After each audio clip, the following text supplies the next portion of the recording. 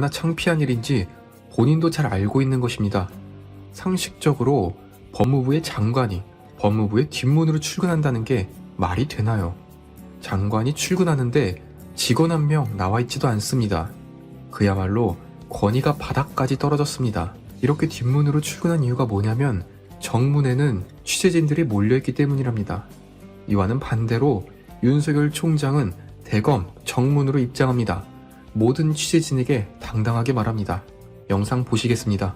신속한 결정을 내려주신 사법부에 감사드립니다. 대한민국의 공직자로서 헌법 정신과 법치주의를 지키기 위하여 최선을 다할 것을 약속드립니다. 정말로 지금 추미애가 한 방 먹었습니다. 그동안 민주당의 무기는 개혁이라는 단어였습니다. 상대는 적폐였고요. 그런데 이제 윤석열 총장이 먼저 그런 프레임을 선점합니다. 헌법 정신과 법치주의를 지키겠다. 이제 더 이상 개혁이라는 프레임 공격이 먹히지 않게 됩니다. 아니, 상대방이 법치주의를 주장하는데 이를 타파하는 것이 개혁이 될 수 없지 않습니까?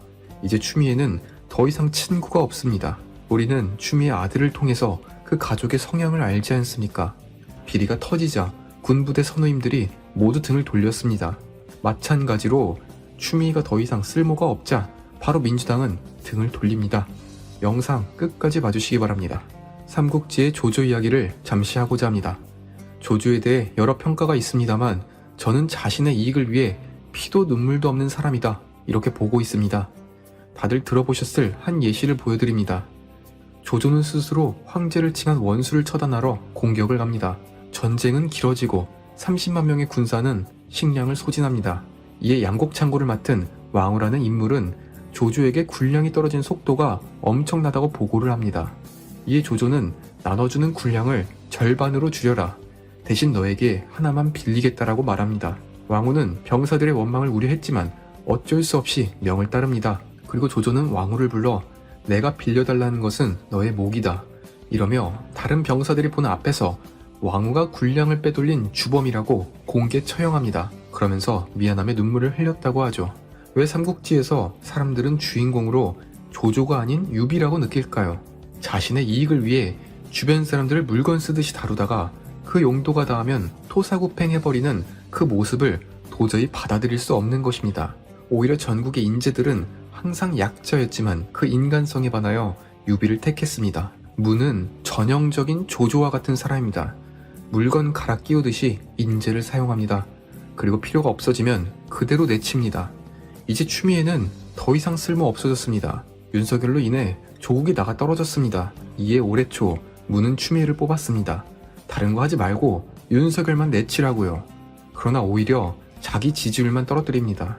상황이 악화되었습니다. 지금까지 검찰개혁이 부진했던 것은 모두 추 장관의 잘못이다 선포할 것입니다.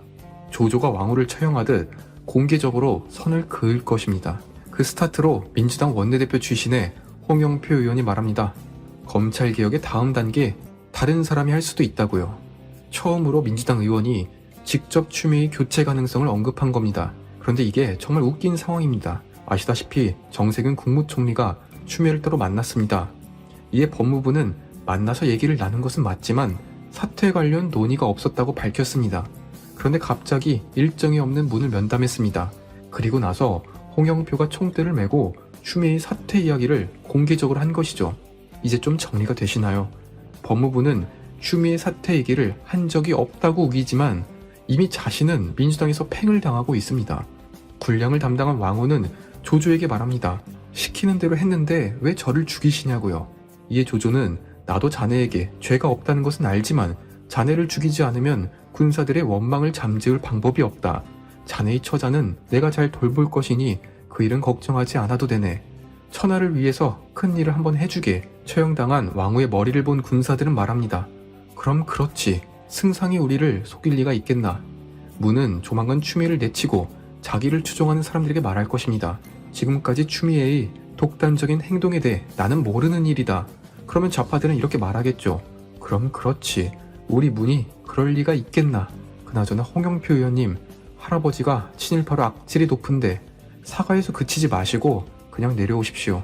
지금 청와대는 상당히 당혹스럽습니다. SBS 기자가 말하길 청와대 내부 특히 민정수석실이 상당히 곤혹을 치르고 있답니다. 기자가 물어보니 모든 관계자가 묵묵부답이랍니다. 뭐 할 말이 있을까요? 절대 권력인 줄 알고 막무가내로 펼쳤던 3년의 행적이 언젠가 죗값으로 치러야 한다는 생각에 잠이 안 올 것입니다. 특히 청와대 한 관계자가 이렇게 말합니다. 이 싸움에서 지면 바로 레임덕, 밀리면 끝. 결국 윤석열 총장 때문에 자기들이 말하는 검찰개혁은 물 건너가고 정권 자체가 흔들릴 수 있다고 인식합니다. 그래서 사태를 수습하기는 해야 하는데 잠시 반짝했던 윤추 동반 사태로는 한물 가버렸습니다. 상식적으로 법원에서 복귀를 시켰는데 다시 사퇴를 시킨다. 자기들도 말이 안 되는 것을 알죠. 징계위에서 해임 징계가 나온다고 하더라도 일이 끝나지 않습니다. 윤석열 총장이 불복하면 더 상황은 악화됩니다. 지금 여야 계속해서 대통령이 직접 징계위 전에 정치적인 결단을 해야 한다는 의견이 나옵니다. 그런데 그동안 말을 해봤어야죠. 지금까지 문은 자화자찬의 선수이지만 책임의 문제에서는 뒤로 숨어버린 인간입니다. 사실 조조와 비교할 급도 되지 않습니다. 제가 이틀 전 방송에서 조미연 판사가 윤석열 총장의 손을 들어주지 않을 것이다. 채널을 건다라고 말했습니다. 그러나 조미연 판사는 정말 소신 있는 판결을 보였습니다. 그러자 갑자기 그쪽 사람들이 신나서 몰려옵니다. 어서 채널을 삭제하라고요. 그래서 좌파들의 정신적 우상, 조국의 말로 답변을 드립니다. 찾느라고 수고 많았다. 생각이 바뀌었다.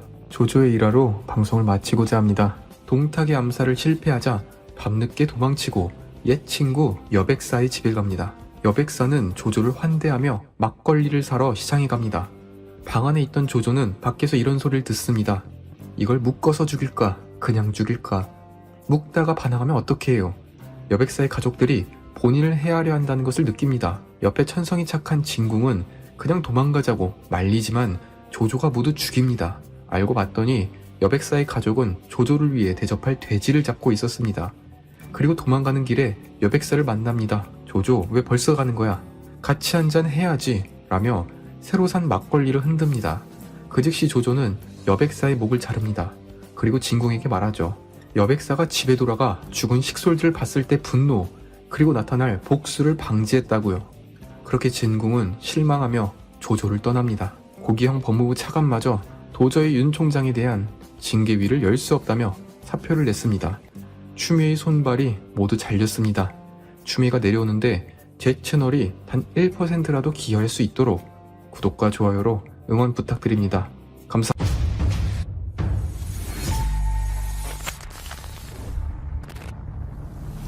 안녕하십니까, 젊은 시가입니다. 제 방송은 속보에 약합니다. 대본 쓰고 영상 편집하면 하루의 절반이 가버립니다. 그러기에 항상 고민합니다. 시청자분들께서 투자해주시는 8분이라는 시간이 의미가 있도록 열심히 준비했습니다. 보시기 전 구독과 좋아요 부탁드립니다. 농단이라는 단어 너무나 익숙하실 겁니다.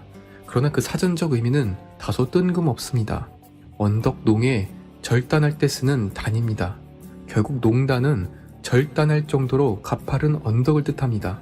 이러한 유래는 맹자로부터 비롯됩니다. 맹자는 수년 동안 제 나라에서 신하 노릇을 합니다. 그렇게 올바른 정치에 대해 왕에게 얘기를 해도 왕은 의견을 받아들이지 않습니다. 결국 맹자는 벼슬을 내려놓고 떠나려 하자 왕이 뒤늦게 말립니다. 맹자에게 집과 돈을 줄 테니 제 나라에 남아서 제자들을 가르쳐달라 부탁합니다. 이에 맹자는 이렇게 말합니다. 어리석은 소리입니다. 제가 부자가 되길 바랬다면 이미 더 많은 녹봉을 받았을 것입니다. 어찌 제자를 기른다는 핑계로 다시 부귀를 꾀하겠습니까? 라고 말하며 다음 이야기를 들려줍니다. 옛날 한 마을에 모든 사람들은 평화롭고 순박했습니다. 시장에서 각자가 필요한 만큼 곡식을 생선으로 바꾸고 고기를 소금으로 바꾸는 식으로 교환을 했습니다. 이때 교활한 사내가 나타나 높은 언덕에 올라가서 시장을 내려다봅니다. 아, 생선이 비싸게 팔리는구나.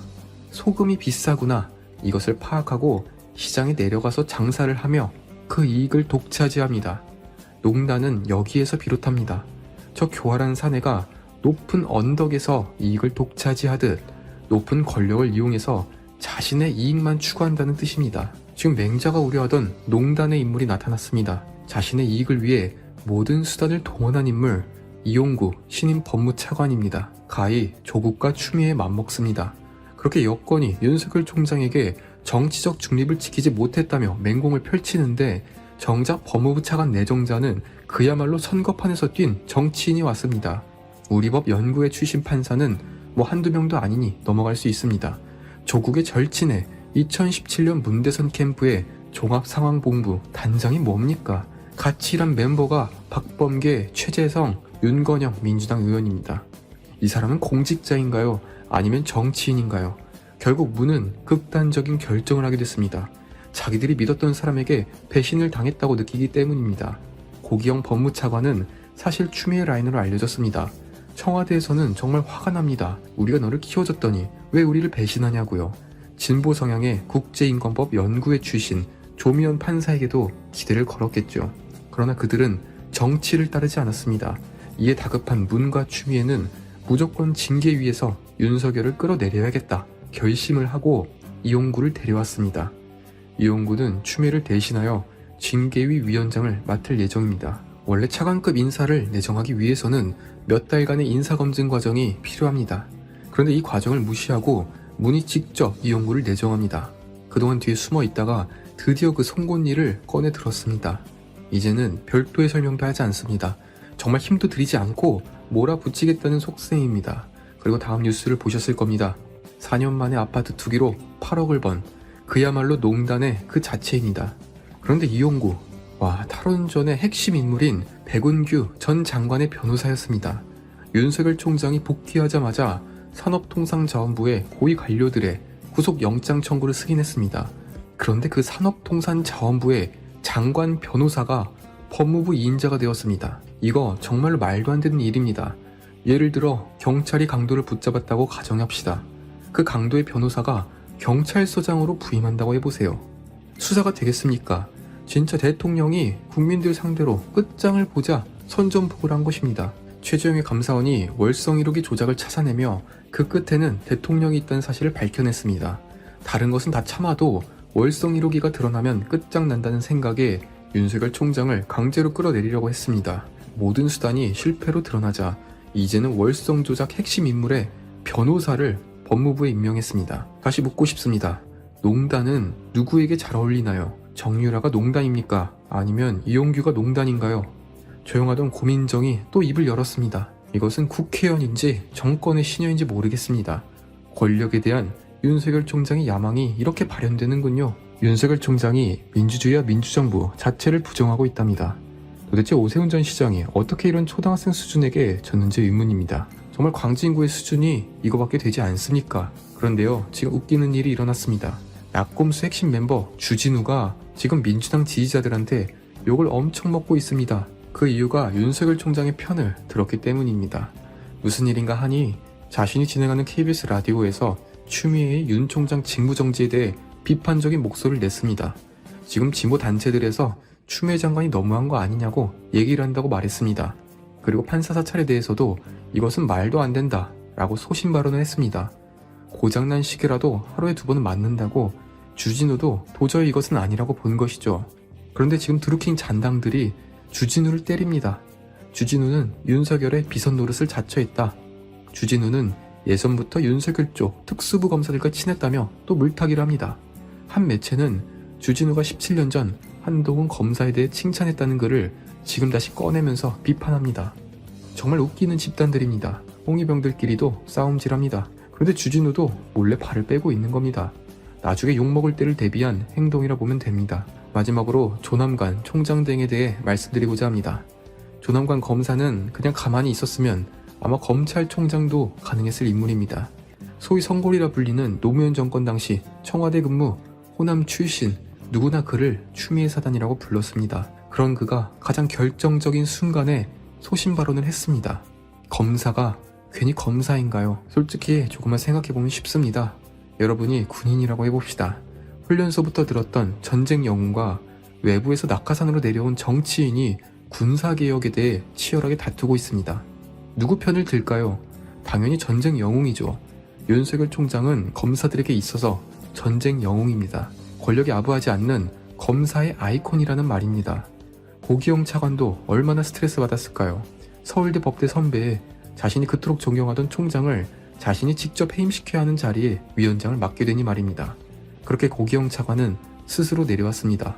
지금 여권은 윤석열과 추미애의 쌍방 폭행으로 몰고 있습니다. 그러나 윤석열은 추미애와 싸운 적이 없습니다. 추미애의 일방 폭행입니다. 애초에 검찰총장이 인사권을 가진 법무부 장관과 어떻게 싸웁니까? 참 2020년은 재밌습니다. 그동안 우파 정권에 비판의 목소리를 냈던 진중권 교수는 지금 우파의 스피커가 되었습니다.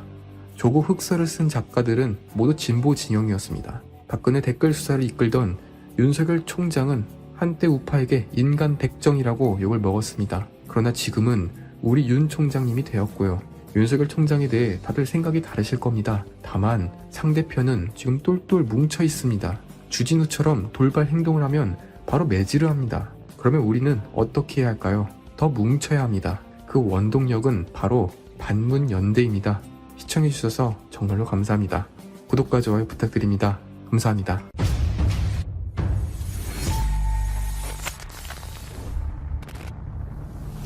안녕하십니까, 젊은 시가입니다. 초안지의 초반에 나오는 장면입니다. 혼란했던 중국을 최초로 통일시킨 황제, 바로 진시황입니다. 당시 강력했던 전국시대의 6개국을 무너뜨립니다. 학자들이 말하길 만약 진시황이 중국을 통일하지 않았다면 유럽처럼 분단된 나라로 나뉜 채 발전해 왔을 거랍니다. 그런 진시황은 애써 천하를 통일하고 불과 50세의 나이로 객사합니다. 그때 환관 조고가 나타납니다. 첫째 아들을 잊게 하라는 진시황의 유언을 위조하여 자살하게 하고 어리석은 호해를 황제로 만듭니다. 자기가 스스로 승상에 오른 조고는 자신에게 충성하는 신하와 좋지 않게 생각하는 신하를 가리기 위해 머리를 씁니다. 바로 그 유명한 지록위마를 선보입니다. 모든 신하들을 모아놓고 사슴을 가리켜 황제에게 말합니다. 폐하, 저것은 참으로 좋은 말입니다. 승상은 농담도 심하시오. 사슴을 가리켜 말이라 하니 그게 무슨 소리요? 아닙니다. 말이 틀림없습니다. 그리고 황제는 신하들에게 한 명 한 명 묻습니다. 당신이 보기에 저게 뭐같소? 말이요 아니면 사슴이요? 모두가 두려워서 말이라고 답합니다. 그나마 소신 있는 사람은 사슴이라 답하고 바로 죽임을 당합니다. 지록위마는 두 가지 의미를 갖고 있습니다. 우선 첫 번째로 권력의 과시, 내 힘이 어디까지 미치는가를 파악할 수 있습니다. 두 번째로 내 편과 네 편을 가릴 수 있습니다. 지금 추미애가 윤석열 총장을 직무정지시킨 이유가 바로 이것입니다. 사실상 자신이 하는 짓이 말도 안 되는 것을 본인이 더 잘 알고 있습니다. 그런데도 불법 사찰이라고 무작정 밀어붙입니다. 왜냐? 사슴을 가리켜 말이라고 할 것이라 믿기 때문입니다. 내가 소신 발언을 한다면 죽임을 당한다는 것을 알고 있음에도 할 말을 하는 몇몇 인물들이 있기 때문입니다. 제가 추미애 결말을 미리 말씀드리겠습니다. 반대하는 모든 신하를 제거한 조고는 절대 권력을 갖습니다. 그러나 사방에서 반란이 일어나고 유방의 군대가 수도를 치고 올라옵니다. 결국 조고는 황제를 죽이고 그 아들을 옹립했으나 그 아들은 조고를 죽이고 항복합니다. 어렵게 얻은 통일 제국을 헌납합니다. 지금이라고 다를까요? 보시면서 내용이 마음에 드신다면 구독과 좋아요 부탁드립니다. 오늘부로 전국의 모든 검찰청이 윤석열의 직무정지를 반대한다는 성명을 냈습니다. 평검사들의 난은 부산지검의 동부지청에서 시작하여 전국으로 번졌습니다. 그런데 바로 옆에 서부지청은 끝까지 목소리를 내지 않았습니다. 그러다 결국 마지막 버스에 합류한 것이죠. 추미애의 막무가내 권력이 막을 내렸습니다. 특히 추미애의 최측근 조남관 총장 직무대행마저 추미애 적당히 하라고 말했습니다. 웃긴 게요. 조남관 검사를 대검 차장에 임명시킨 것이 추미애입니다. 지난 8월 인사학살과 측근의 고속승진의 인물이었습니다. 왜냐하면 조남관 검사는 민주당과 아주 밀접한 인연이 있기 때문입니다. 2006년 노무현 대통령이 신임을 받아 청와대 민정수석실에서 근무합니다. 그때 민정수석이던 문과 함께 일했습니다. 그리고 문이 취임하면서 고속승진했습니다. 솔직히 말해서 저는 그동안 이성윤과 같은 급이라고 생각했습니다. 제가 잘못했습니다. 30일 윤석열 총장의 복귀 여부를 판단할 법원의 심문이 불과 1시간 만에 종료됐습니다. 당사자가 직접 출석할 의무가 없기에 양측의 대리인과 박은정 감찰 담당관 등이 출석하여 진행했습니다. 그런데 추미애 측 대리인인 이옥형 변호사가 정말 지록위마의 말을 했습니다. 들어보시겠습니다. 이면은 새로운 처분에 있어서 직무집행 정지 명령이 실효됩니다. 이틀 후면은 실효되는데 이틀 후에 실효될 것을 지금 시급하게 긴급하게 정지할 필요성이 없는 것입니다. 다소 내용이 어려워서 무슨 말이신지 조금 헷갈릴 것 같습니다. 제가 풀어드립니다. 그런데 정말 큰일 날 소리를 한 겁니다. 그러니까 이번 행정법원에서의 결정 여부와 상관없이 어차피 법무부의 징계위에서 윤석열 총장을 해임 처분을 내린다는 말입니다. 모든 절차가 무너졌습니다. 그런데요, 이것은 추 대리인 측이 잘못 알고 있습니다. 법원이 윤 총장의 손을 들어준다면 윤석열 총장은 검찰총장으로 복귀합니다. 그리고 감찰위는 추미애의 손이 미치지 않기에 당연히 윤 총장의 손을 들어줄 것입니다. 이런 상황에서 법무부가 징계위를 열어서 해임 처리를 한다. 이것은 정말 추미애한테는 씻을 수 없는 오명으로 남게 됩니다. 오히려 윤석열 총장만 더 영향력이 세진다는 뜻입니다. 지금 민주당은 불법 사찰 프레임을 밀어붙이고 있습니다. 얘네는 항상 이래왔습니다. 그야말로 뒤집기 전문가입니다. 6.25 남침이 미국의 전쟁 유도설로 바뀌었습니다. 공무원의 총격 사건도 월북하다가 문제가 일어난 것으로 물타기합니다. 이제는 법무부 장관의 일방적인 폭행을 추미애와 윤석열의 쌍방과실로 만듭니다. 서로에게 과실이 있다고요. 조선일보 사설에 공감이 되는 글을 가져왔습니다. 저들은 농단과 개혁이라는 상반된 프레임을 갖고 있다가 상대에겐 농단을, 자기들은 개혁을 독점한다고요. 이게 무슨 말이냐면 윤석열 총장의 수사는 사법농단이고 추미애의 인사학살은 검찰개혁이 된다. 이전 정부는 국정농단이고 자기들이 하는 것은 적폐청산이라는 말입니다. 이명박 박근혜는 적폐의 줄기고 노무현, 문은 적폐청산의 계보라는 프레임을 이어왔다고 봅니다. 참으로 영리한 집단, 이제 다시는 민주당을 무능한 집단이라고 평하지 말아야 합니다. 똑똑하고 악한 집단입니다. 10년 전쯤부터 삼포세대라는 말이 유행했습니다. 연애, 결혼, 출산, 이 세 가지를 포기하는 세대라는 말입니다. 그런데 불과 3년 만에 엄청난 변화가 나타납니다. 5포 세대가 등장합니다. 여기에는 취업과 내 집 마련 포기가 추가됩니다. 7포에는 건강과 외모, 9포는 인간관계와 희망까지, 마지막으로 10포, 완포는 삶까지 포기하는 세대를 지칭합니다. 제가 20대입니다. 저는 불과 몇 달 전까지 9포 세대임을 느꼈습니다. 그런데 제 주변에는 입에 죽고 싶다는 말을 달고 삽니다. 이 모든 사단의 원인에는 바로 기득권이 있습니다. 자신의 권력을 과시하기 위해 지럭위마를 지금 대한민국의 전국을 뜨겁게 불뿜고 있는 세 사람, 문재인, 추미애, 윤석열, 이 세 사람이 모두 법률가라는 점이 눈길일 겁니다. 그런데 지금 문재인 대통령은 윤석열 총장을 찍어내고 싶은 모양입니다. 그리고 그 전면에 추미애 장관을 내세웠습니다. 그러나 판사 출신 추미애 장관의 일처리가 지금까지는 별로 매끄럽지가 못합니다. 일단 윤석열 총장이 기세를 잡았습니다. 지난 1일 법무부 감찰위원회에서도 윤석열이 압승을 했습니다. 행정법원도 윤석열 손을 들어줬습니다. 윤석열은 검찰총장에 컴백했습니다. 이런 가운데 추미애 장관이 무리하게 징계위원회를 열려고 하다가 제동이 걸렸습니다. 불법 논란이 일자 문재인 대통령까지 나서서 특별한 입장문을 냈습니다. 그리고 징계위원회를 4일날 열기로 했다가 10일로 연기를 했습니다. 그런데 오늘 윤석열 총장 측이 또 다른 신의 한 수를 들고 나왔습니다. 헌법소원입니다. 자, 검찰에 대한 징계, 이게 과연 공정한가에 대한 원론적인 법률 초보적인 질문을 던졌습니다. 바로 검사징계법 제5조 2항 등에 대해서 헌법재판소에 헌법소원을 신청한 겁니다. 자, 헌법소원을 내음에 따라서 이 조항이 맞느냐 틀리느냐가 이 헌법재판소에서 다뤄지게 됐습니다. 그러면서 윤석열 총장 측은 가처분 신청도 함께 냈습니다. 자, 이 헌법소원이 결정이 날 때까지 이 징계위원회의 효력을 정지해달라는 겁니다. 가처분 신청입니다. 만약에 이 가처분 신청을 받아들인다면 이 헌법소원의 결정이 나기 전까지는 징계위원회가 열릴 수 없습니다. 경우에 따라서는 윤석열 총장의 임기가 채워질 때까지 결론이 안 날 수도 있습니다. 물론 헌법재판소가 어떤 결정을 내릴지는 예단할 수 없습니다. 그러나 충분히 법률적으로 문제 제기를 할 수 있는 법률적 전문성을 가지고 이 헌법소원을 냈습니다.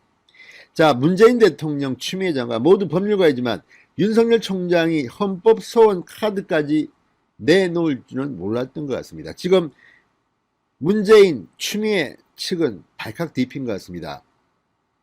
방금 전 국회에 나가 있는 이 신임 법무부 차관 이용구 변호사, 이제는 차관입니다. 신임 법무부 차관 이용구의 핸드폰이 언론 카메라에 잡혔습니다. 윤석열 총장이 낸 헌법소원에 대한 질문 그리고 답변이 문자 메시지를 통해서 노출됐습니다. 법무부 측 간부가 이용구 차관에게 보낸 문자 같습니다. 이걸 보면 지금 저들은 상당히 놀란 것 같습니다. 자, 일단 법률 전문성에서는 윤석열 총장 측이 한 발 앞서가는 게 아닌가 싶습니다. 물론 지금 문재인 정권에 장악된 법원, 헌법재판소가 과연 윤석열 총장의 이 헌법소원을 인용할지는 미지수입니다. 그러나 이 헌법소원을 냈다는 의미만으로도 지금 문재인 추미애는 상당히 놀랐을 것 같습니다. 이미 그런 문자가 오가는 것이 언론 카메라에 노출되고 이게 중앙일보 인터넷 홈페이지 탑뉴스로 걸리고 조선닷컴의 탑뉴스로 걸릴 만큼 지금 이 문제는 뜨겁게 달아오르고 있습니다. 무엇보다도 설령 윤석열 총장이 낸 이 헌법소원이 시간이 걸리더라도 또는 결정이 제대로 나지 않더라도 일단 홍보, 얼마나 이 징계법, 검사징계법 5조 2항이 문제가 있는가, 특히 추미애 장관 측이 일방적으로 지명한 사람들이 윤석열 총장에 대한 징계를 그렇게 결정하는 것이 과연 온당한 것인지, 이 문제에 대해서 국민들한테 홍보 효과는 탁월한 것 같습니다. 윤석열의 신의 한 수에 문재인이 깜짝 놀랐을 것 같습니다. 추미애 장관도 멘붕에 빠질 것 같습니다. 진성호의 직설 시작합니다. 방송에 앞서 아직 진성호 방송에 구독자가 아니신 분들은 붉은색 구독 버튼 눌러주십시오. 더 좋은 방송으로 보답하겠습니다. 자, 문재인 정권에서는 설마 이런 수가 나올지 몰랐을 겁니다. 그런데 윤석열은 실제로 냈습니다. 윤석열 검찰총장 측이 오늘 검사징계법 제5조 2항 등에 대해서 헌법재판소에 헌법소원을 냈습니다. 현행 검사징계 절차가 법무부 장관이 징계위원 대부분을 위촉할 수 있게 해 공정성을 보장할 수 없다는 것입니다. 윤 총장 측은 헌법소원과 함께 해당 조항의 효력을 정지해달라는 가처분 신청도 냈습니다. 자, 지난달 24일 추미애 장관이 윤석열 총장의 직무를 정지시켰습니다.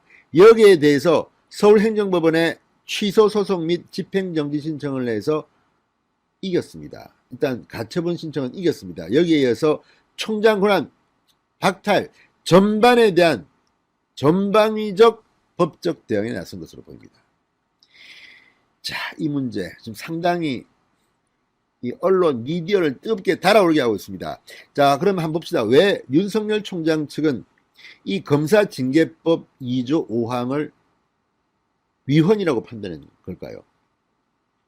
자, 검사징계법 5조 2항은 검사징계위원을 법무부 차관 그리고 장관이 지명하는 검사 2명, 역시 장관이 위촉하는 검사, 변호사, 학식과 경험이 풍부한 사람 1명 이렇게 정했습니다. 자, 윤 총장 측은 법무부 장관은 징계 청구도 하고 징계위원회에서 심의할 위원의 대부분을 지명한다, 위촉한다. 징계위원 과반수를 구성할 수 있기 때문에 검찰총장이 징계 혐의자가 되는 경우에는 공정성을 전혀 보장받을 수 없다 이렇게 말합니다. 위 법률 조항은 합리적 범위를 벗어나 구성 방식으로 대상자의 공무담임권을 박탈할 수 있도록 한 것으로서 기본권 제한의 한계를 넘는다고 말했습니다. 자, 이처럼 징계 청구권자인 장관이 징계위원 대다수를 지명 위촉할 수 있도록 한 것은 적법 절차 원리인 적정성과 공정성에도 위배되며 소추와 심판의 분리라는 핵심적 내용에도 부합되지 않는다고 윤석열 총장 측은 지적합니다. 징계를 청구한 사람이 사실상 그 결과까지 결정할 수 있게 한 것은 공정하지 않다는 주장입니다. 이거는 의미 있어 보입니다. 윤석열 총장 측의 이 주장은 헌법 체계에서는 합리적인 것으로 보입니다. 자, 헌법재판소가 이것을 어떻게 판단할지는 알 수 없습니다. 그리고 또 하나 중요한 것은 속도입니다. 질질 끌면서 눈치를 보고 있을 것인지 아니면 빨리 이 문제에 대한 결정을 내릴지도 미지수입니다. 이와 함께 낸 해당 조항이 문제가 있기 때문에 이 효력과 이 조항에 따라 징계위원을 임명한 행위의 효력을 본안 결정 때까지 정지해달라는 가처분 신청이 더 중요합니다. 그러니까 어차피 본안 소송은 시간이 걸릴 겁니다. 위헌 소송은 시간이 걸리기 때문에 그 전에 그 결정이 날 때까지 이 징계위원회를 열지 못하게 하는 이 가처분 신청, 이게 얼마나 빨리 결과가 나오느냐. 10일 이전에 나와서 만약에 임용을 한다면 법무부 장관이 임명 위촉한 사람들로 구성되는 이 편파적인 징계위원회는 열릴 수 없게 됩니다. 그렇다면 문재인 대통령이 꿈꾸는 윤석열 찍어내기는 실패로 끝나고 맙니다. 자, 윤석열이 이런 헌법 소원이라는 강수를 뚫을 줄은 아마 저들이 몰랐던 것 같습니다. 지금 상당히 급당황하고 있는 것으로 보입니다. 자, 윤 총장이 낸 헌법 소원, 법률 조항이 자신의 기본권을 침해한다며 낸 것입니다. 자, 통상 법률 조항에 대해서는 위헌 법률 심판을 내지만 헌법 소원을 내는 경우도 있습니다. 윤 총장은 지금 헌법 소원을 냈습니다. 자, 과연 어떻게 될까요, 결과가? 물론 예단할 수는 없습니다. 그러나 그럼에도 불구하고 지금 이 소송은 상당히 중요합니다. 윤 총장 측 입장이 합리성은 띈 것 같습니다. 자, 법원이 만약에 이를 받아들일 경우 윤석열 총장에 대한 징계는 한동안 불가능합니다. 임기가 내년 7월까지입니다. 임기가 채우고 난 뒤에 결정이 나올 수도 있습니다. 자, 지금 이용구 신임 법무부 차관 카메라에 찍혔습니다. 핸드폰이 찍혔습니다. 자, 윤석열의 위헌 소송은 자신 없는 이의 악수다 이렇게 말합니다. 과연 그럴까요? 자, 이렇게 지금 국회에 나와 있는 이용구 차관의 핸드폰에까지 이 문자 메시지가 윤석열의 헌법소송과 관련된 것입니다. 그만큼 충격을 받은 것 같습니다. 이러다가 추미애 장관 명예롭게 사퇴하려고 했는데